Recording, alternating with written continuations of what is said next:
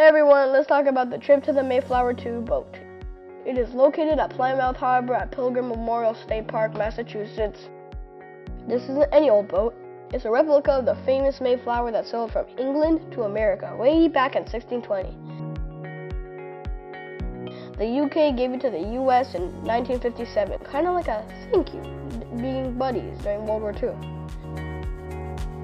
It was a cool spot to check out the captain's quarters and even the lower decks.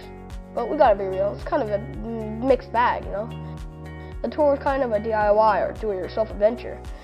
Since there aren't guides to show you around, this means you might miss out some of the cool stories, unless you ask the staff hanging around there. Some of us thought it was just looking at an old boat and it wasn't really worth the ticket price. But hey, the views around the harbor are pretty sweet and you can snag some great pics inside the ship. For those into a bit of time travel, walking around the ship feels like stepping back into the 17th century. You can really get a feel for what life was back on board, but heads up, the trip is pretty bare inside. It would have been cooler with some stuff to show how people lived back then, like beds or personal items.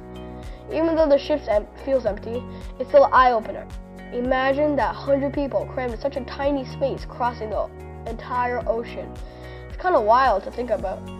The only thing that gives you a glimpse into what those Pilgrim voyages really like. Overall, it's a bit of a story lesson on the water. Some of us loved it, especially if you're learning about old ships and epic adventures. Not if you're super into history, you might find it a bit dull. The Mayflower II is a neat piece of the past, but whether it's a must-see depends on what you're into.